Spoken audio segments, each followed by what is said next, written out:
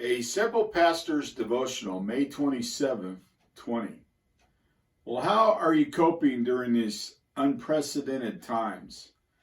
I don't know if you're in a state that's open or closed or partially open, but really, if you'd ask anybody on the streets, most of us have no idea where this thing is going. But that's okay. We've been through unprecedented times before. Think of World War I, World War II, the end all wars, and all the carnage that took place in Europe and even the Pacific Islands. Those were unprecedented times. In our own country, probably back to the Civil War, was one of the most gruesome times in this country's life. And today we see unrest in the streets. Where do you look? Where do you find strength?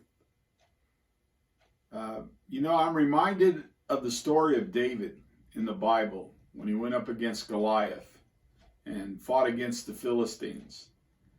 And reminded of how he went to the front lines of that battle, and he didn't find an Israelite army that was strong or brave. He found a fearful group of men that were watching a giant come out and ridicule them every day, day after day, begging someone to have the courage to come out and face him.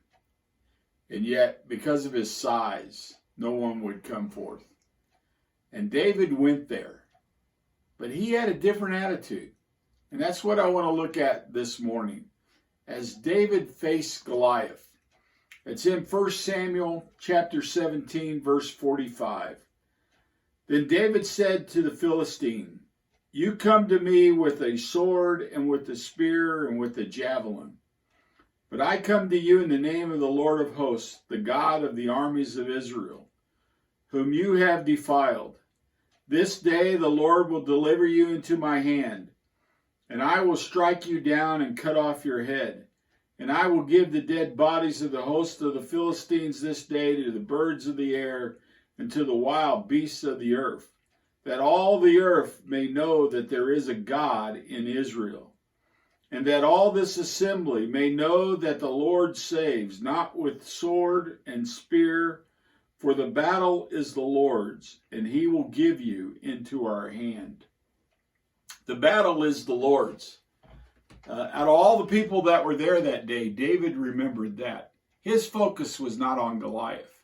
His focus was not on the giant. His focus was on the mightiness of his God. And because he knew his God was strong, he was strong. This day and age that we live in, turmoil has come to us before. But remember, the God of Israel, the God of the Christian, is strong.